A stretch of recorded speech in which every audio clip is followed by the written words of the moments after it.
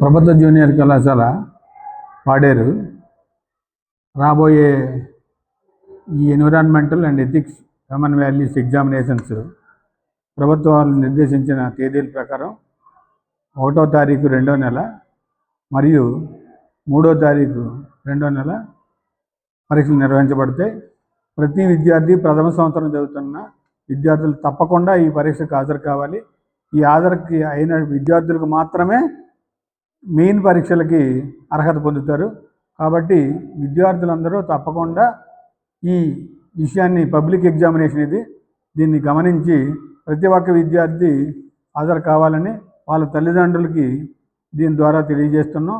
అదేవిధంగా కళాశాలలో 10వ తారీఖు నుంచి 2వ నెల 10వ తారీఖు నుండి 15వ తారీఖు వరకు ఇంటర్మీడియట్ ప్రాక్టికల్ ఎగ్జామినేషన్స్ ద్వితీయ సంవత్సరం చదువుతున్న విద్యార్థులకి, అదేవిధంగా కళాశాలలో చదువుతున్న వొకేషనల్ విద్యార్థులకు కూడా పరీక్షలు నిర్వహించబడతాయి.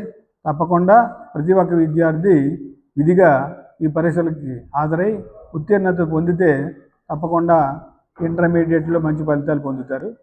ఈ విషయాన్ని గమనించవలసిందిగా కోరుతున్నాం. అదేవిధంగా ప్రభుత్వం వారి సంకల్పంలో భాగంగా విద్యార్థులందరికీ మెటీరియల్స్ ఇచ్చారు. ఆ మెటీరియల్ని చదువుకొని రేపు జరగబోయే పరీక్షల్లో మంచి ఫలితాలని పొందడానికి ఆస్కారం కల్పించాం. అలాగే స్టడీ అవర్స్ పెట్టాం.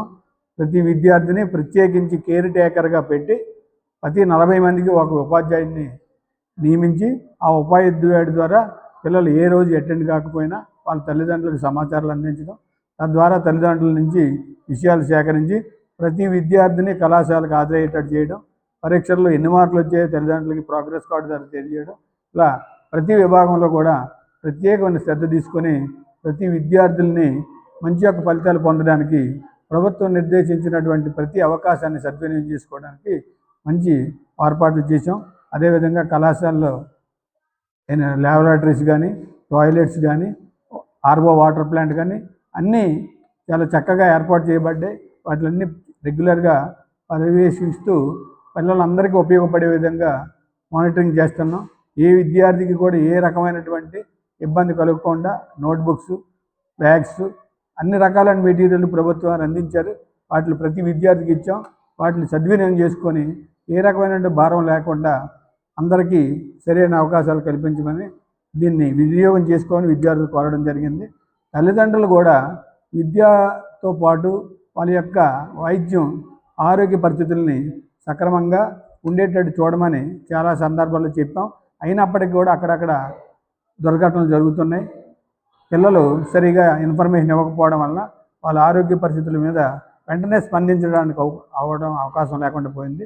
అలాగే హాస్టల్లో కూడా ఎక్కువ మంది జాయిన్ అవ్వడం వల్ల హాస్టల్లో వసతి గృహాలు తక్కువగా ఉండడం వలన కొద్ది ఇబ్బంది జరుగుతుందేమో అని మా భావన.